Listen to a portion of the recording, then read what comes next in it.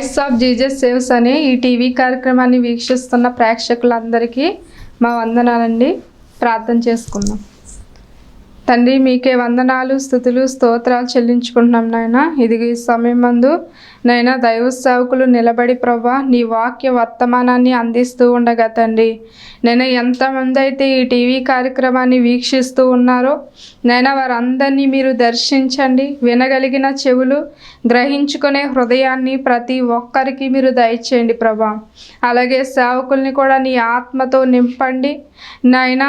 ఎవరికి నేను ఎలాంటి వర్తమానం అయితే అవసరమై ఉన్నదో ప్రభా, నైనా ప్రతి ఒక్కరితో నీవు మాట్లాడి నైనా నీ కృప చూపి సహాయము చేయమని యేసు నామంలో అడిగి వేడుకొంచున్నాం తండ్రి, ఆమెన్. పాస్టర్ శామ్యూల్ విక్రమ్ గారు వాక్య సందేశాన్ని అందిస్తారండి. మనందరం శ్రద్ధగా విందాం. మహాదేవుడును మన రక్షకుడునైన యేసు క్రీస్తు ప్రశస్తమైన నామంలో మీ అందరికీ వందనాలు తెలియచేస్తూ ఉన్నాను. మనం యెహెజ్కేలు గ్రంథం 33వ అధ్యాయం 1 నుండి 9 వచనాలు కనుక మనం చదివినట్లయితే, దేవుడు యెహెజ్కేలును కావలివానిగా నియమించాను అని, నీవు నా మాట విని నా పక్షముగా ప్రజలను హెచ్చరిక చెయ్యాలి. ఎవరైతే ఆ హెచ్చరికకు అజాగ్రత్తగా వ్యవహరిస్తారో వారు నాశనమవుతారు. అయితే వారిని నీవు హెచ్చరించినందుకు వారు ప్రాణదోషము నీ మీద ఉండదు. కానీ నేను చెప్పమన్న మాటలు వారికి చెప్పి నీవు హెచ్చరించకపోతే గనక వారి ప్రాణము నిమిత్తము నేను నీ యొద్ద విచారణ చేస్తాను అని ఆయన సెలవిచ్చారు. మనం యేసు క్రీస్తు వారి రాకడ అత్యంత సమీపమైపోయినటువంటి రోజుల్లో మనం నివసిస్తూ ఉన్నాం. ఎంత సమీపమైపోయింది అంటే, ఆయన ఈరోజు రాత్రే లేక రేపో ఎల్లుండో రావచ్చు అన్నంత దేవుని రాకడ అత్యంత సమీపమైపోయినటువంటి రోజులలో మనమున్నాం. దేవుడు నేను త్వరగా వస్తున్నాను అనడానికి ఒకే వారంలో 3 సూచనలను ఆయన అనుగ్రహించారు. నేను ఒకరోజు తెల్లవారుజాము ప్రార్థన చేసుకుని మౌనంగా ఉన్నటువంటి సమయంలో ఆకాశము నుండి ఒక మండుచున్నటువంటి గోళము భూమి మీదకి దిగి రావడం చూశాను.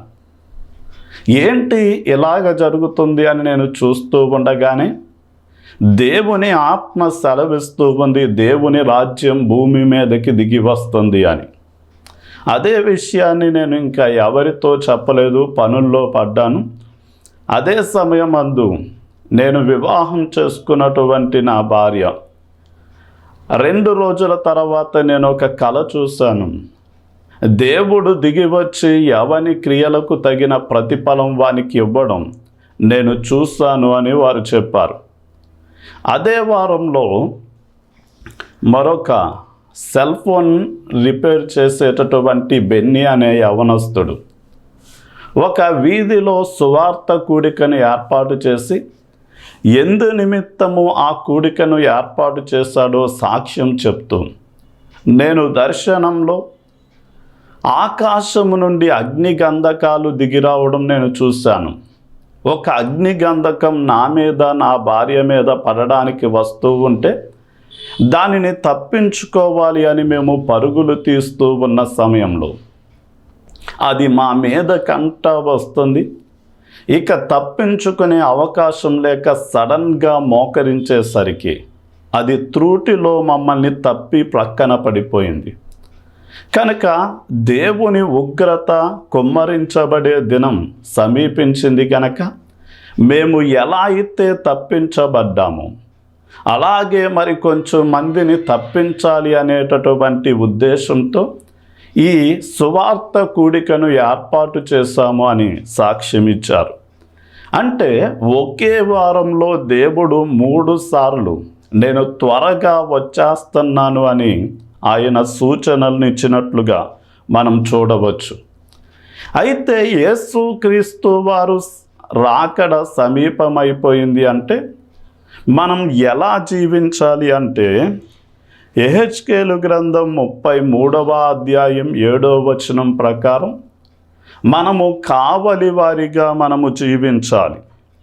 మనం 7వ వచనంలో, నరపుత్రుడా, నేను నిన్ను ఇశ్రాయేలీయులకు కావలివానిగా నియమించి ఉన్నాను అన్నాడు. నేను నిన్ను ఇశ్రాయేలీయులకు కావలివానిగా నియమించి ఉన్నాను అన్నాడు.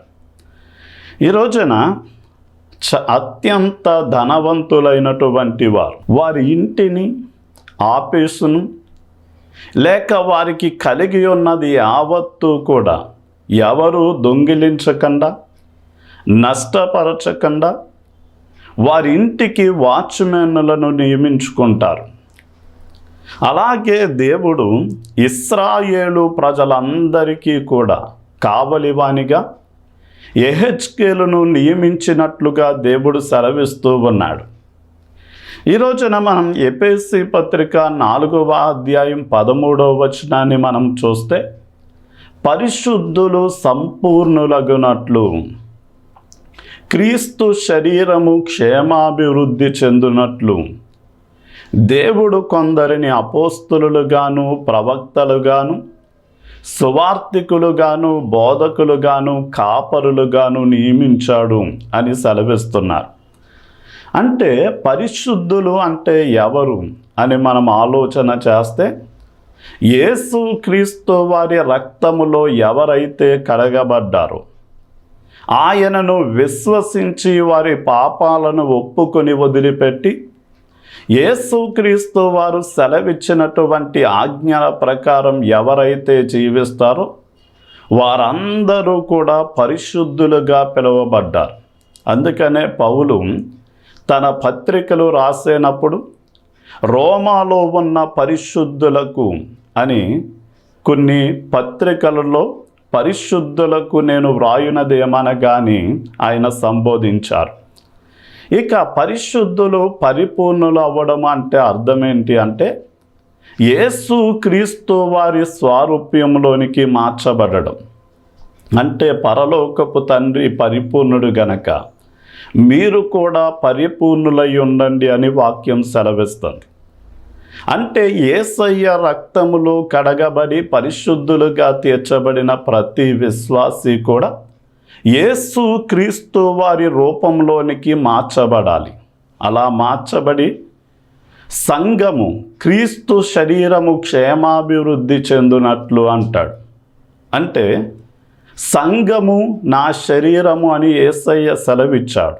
అంటే క్రీస్తు శరీరము క్షేమాభివృద్ధి చెందడము అంటే సంఘము క్షేమాభివృద్ధి చెందునట్లు.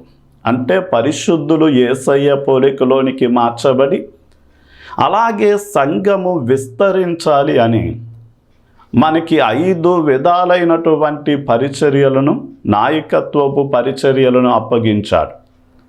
అందులో అపోస్తలులు, ప్రవక్తలు, సువార్తికులు, అదేవిధంగా బోధకులు, కాపరులు అనేటటువంటి విషయాన్ని మనం ఆలోచన చేస్తే, కాపరి పరిచర్య కూడా ఎలాంటిది అంటే అతడు ఒక వాచ్మెన్ లాగా దేవుడు అప్పగించినటువంటి మందని కావలి కాయవలసినటువంటి వ్యక్తి అయి ఉన్నాడు.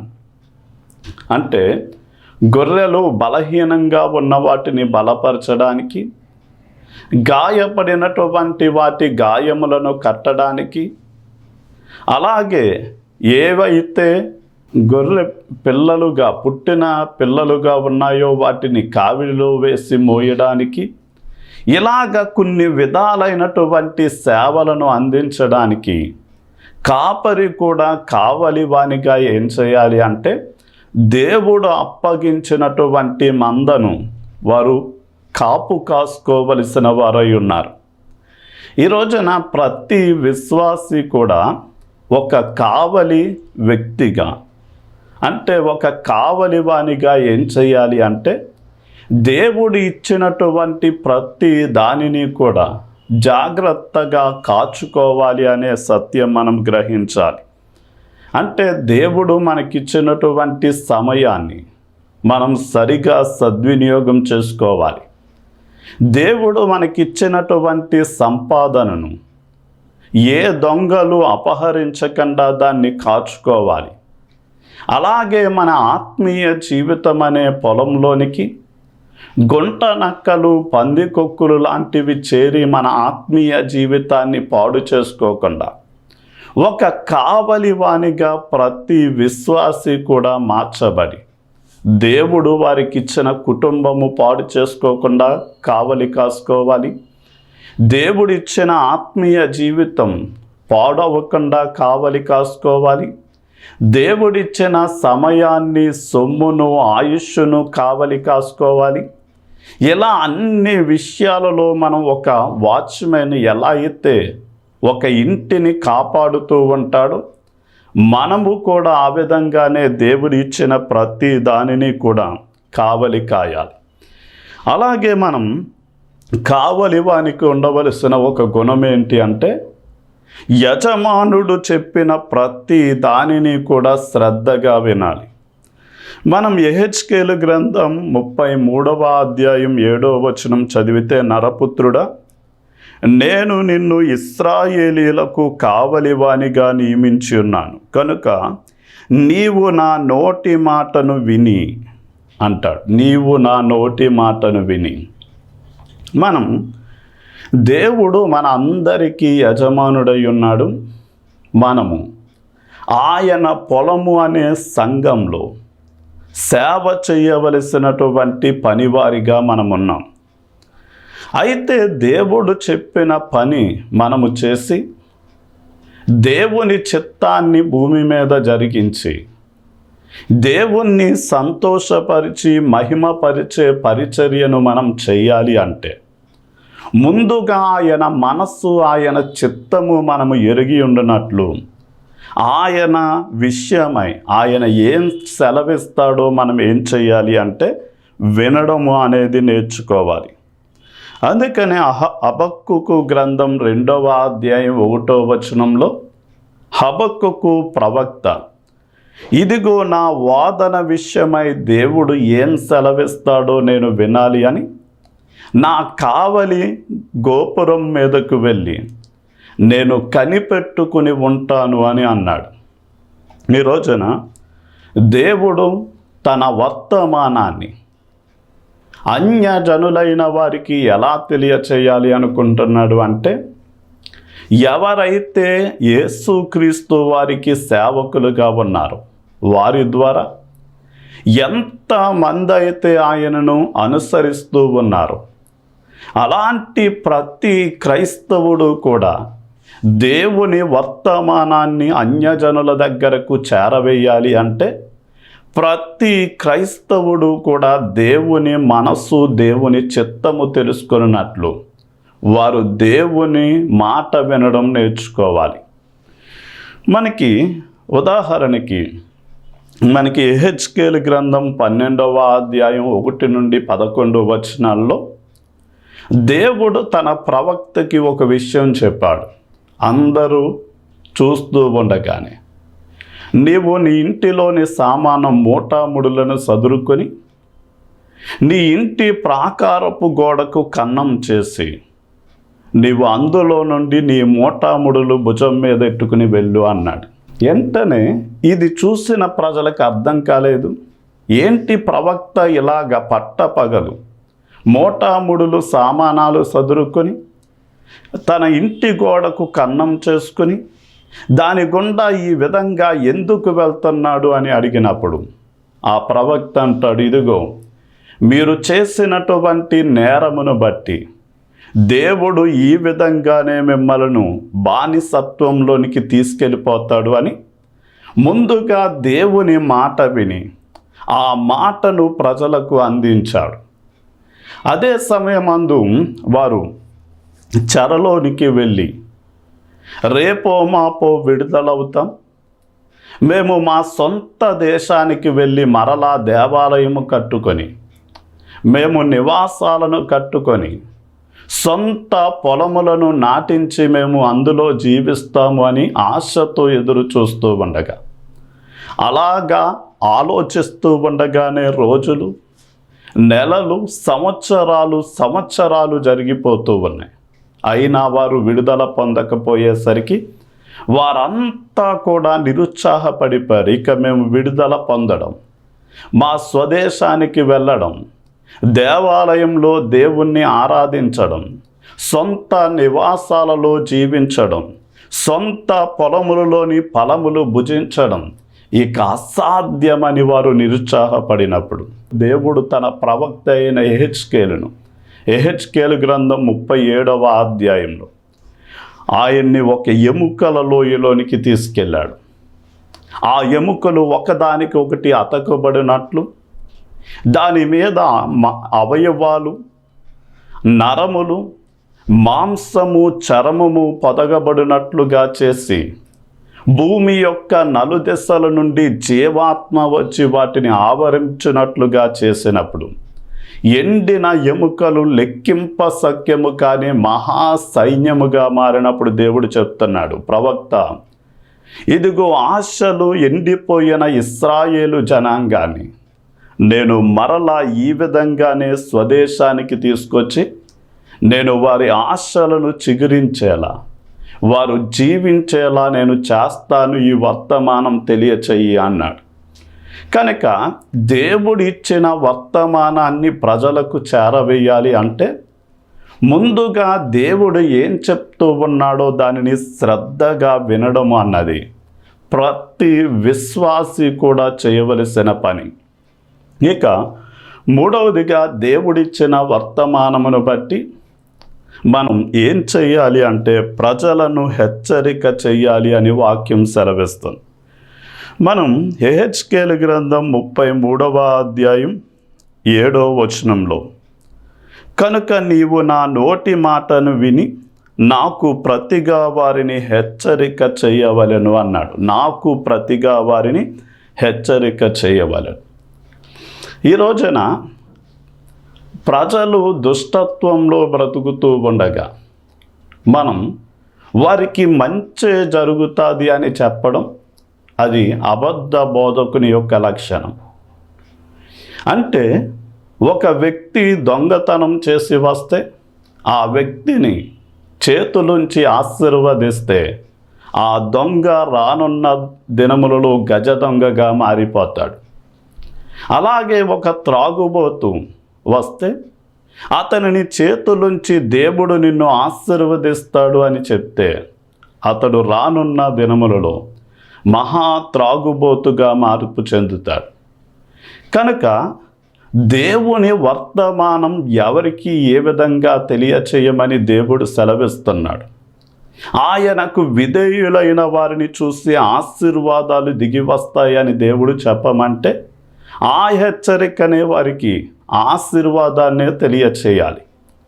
అదే సమయమందు దేవుని మాటకు లోబడక ఎవరైతే మెడవంచని వారిగా తిరుగుబాటు చేస్తూ బ్రతుకుతూ ఉన్నారు అలాంటి వారి మీదకి దేవుని ఉగ్రత శిక్ష వస్తుంది అని ప్రకటించమంటే దానినే తెలియచేసేవారిగా మనం ఉండాలి.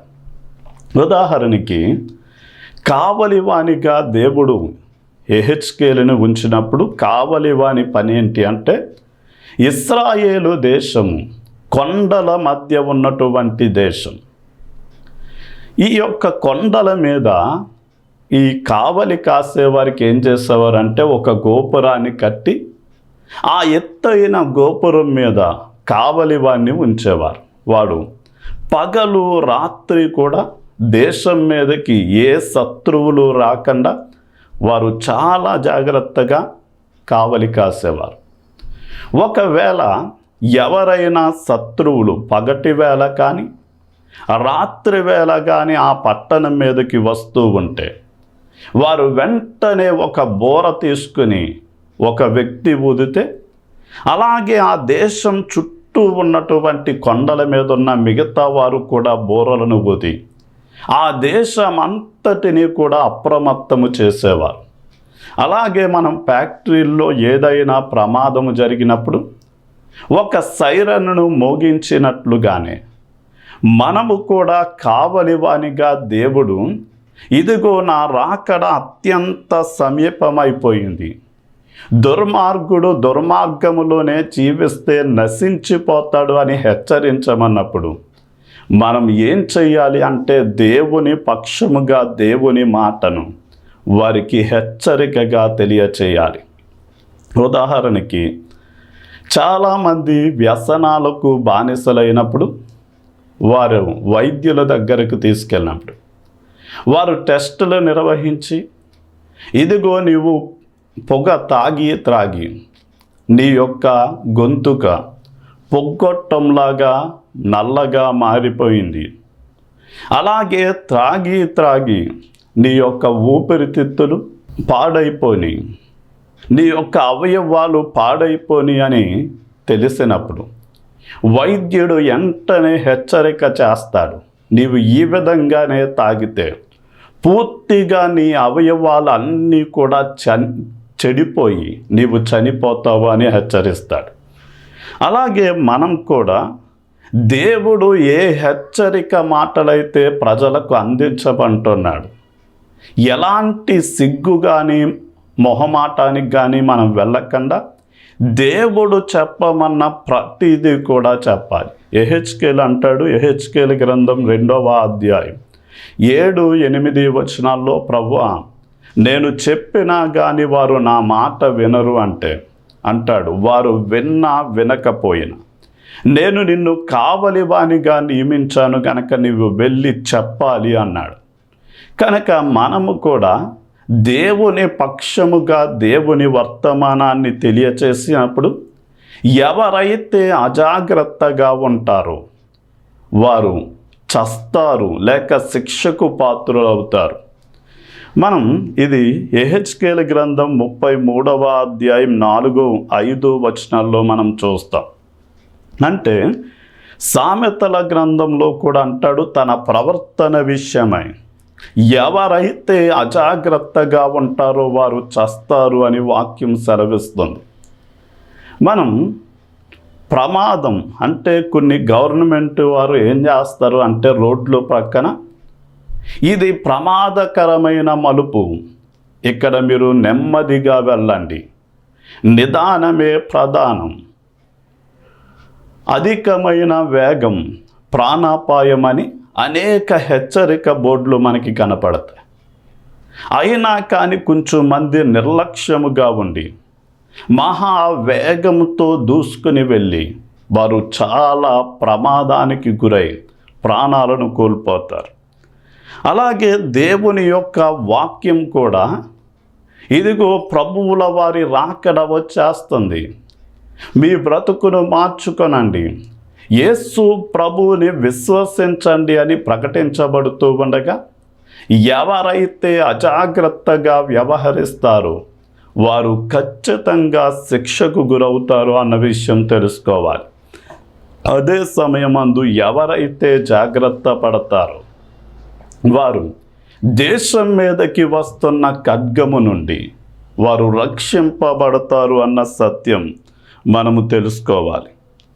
ఈ రోజున ఎవరు రక్షింపబడతారు అంటే, ఒక రోజున నిత్య జీవమునకు వారసుడనగుటకు నేను ఏం చెయ్యాలి అన్నప్పుడు యేసు ప్రభువుల వారు అడుగుతారు, వాక్యంలో ఏమని ప్రధానమైన ఆజ్ఞలు రాయబడ్డాయి అన్నాడు. అయితే నీ పూర్ణ హృదయంతో, నీ పూర్ణ ఆత్మతో, నీ పూర్ణ బలంతో నీ దేవుడైన యెహోవాను ప్రేమించాలి, అలాగే నిన్ను వలె నీ పొరుగు వారిని ప్రేమించాలి అని రాయబడింది అన్నప్పుడు, అయితే వాటిని గైకొను, నీకు నిత్య జీవము కలుగుతుంది అన్నాడు. అంటే ఎవరైతే హెచ్చరికను విని ఓపికగా సత్యాన్ని అనుసరించి బ్రతికి ఎవరైతే మంచి క్రియలను చేస్తారో వారు దేవుని ద్వారా మెప్పును, ఘనతను, మహిమను పొందుకుంటారు. మనం చాలా జాగ్రత్తగా ఆలోచన చేస్తే దేవుడు కావలి వాని దగ్గర విచారణ చేస్తాడు అన్న విషయం ప్రాముఖ్యంగా గ్రహించాలి. మనకి ఈ విషయం యెహెజ్కేలు గ్రంథం 33వ అధ్యాయం 8-9 వచనాల్లో కనపడద్ది. అంటే ఒక ఇంటికి కావలి వాణ్ణి, వాచ్మెన్ని నియమించినప్పుడు ఆ ఇంటిలో గనక హత్య కానీ దొంగతనము కానీ ఏదైనా జరిగితే ముందుగా పోలీసులు విచారణ చేసేది ఎవరిని అంటే నీవు కావలివానిగా ఉండగా ఇది జరిగింది అంటే ఇది నీదే బాధ్యత అని యజమాని లెక్క అడుగుతాడు. మొట్టమొదటిగా పోలీసులు విచారణ చేసేది కూడా ఆ వాచ్మెన్ని. అలాగే దేవుడు మనం ఒకరిని హెచ్చరించమని దేవుడు చెప్పినప్పుడు మనము హెచ్చరిక చెయ్యకపోతే, అంటే మన కుటుంబస్తులను, మన యొక్క పిల్లలను లేక భర్తను, భార్యను, మన స్నేహితులను, బంధువులను వారు వినినా వినకపోయినా ప్రభువుల వారి రాకడ సమీపమైపోయింది, మీరు మారు మనస్సు పొందితే రక్షింపబడతారు అని దేవుని పక్షముగా మనం హెచ్చరిక చేస్తే మారితే ఆ వ్యక్తి రక్షింపబడతాడు. అది దేవుడు మనకి ధన్యతగా ఇస్తాడు. అదే సమయం అతడు మారకపోతే, అతడు చనిపోయినప్పుడు అతడు చావుకు అతడే ఉత్తరవాది అవుతాడు. కానీ మనం హెచ్చరిక చెయ్యకపోతే అతడు చనిపోయిన దానికి దేవుడు మనల్నే లెక్క అడుగుతాడు. నేను హెచ్చరిక చేయమన్నా, విన్నా వినకపోయినా ఒక కావలివానిగా హెచ్చరిక చేయవలసిన బాధ్యత మీ మీద ఉంది. ఎందుకు చేయలేదు అని మన దగ్గర లెక్క అడుగుతాడు. గనక భయము కలిగి భక్తి కలిగి మనం ఏం చేయాలి అంటే, యేసు ప్రభువుల వారికి ఆయన మాట విని ప్రజలను హెచ్చరిక చేసేవారిగా ఉండాలి అని చెప్తూ నా మాటలను ముగిస్తున్నాను. దేవుడు ఈ మాటలు మన వినికిల్లో దీవించునుగాక. ఆమేన్. దేవుని పనిని మీరు చేయండి, దేవుడు మీ పనిని చేస్తారు.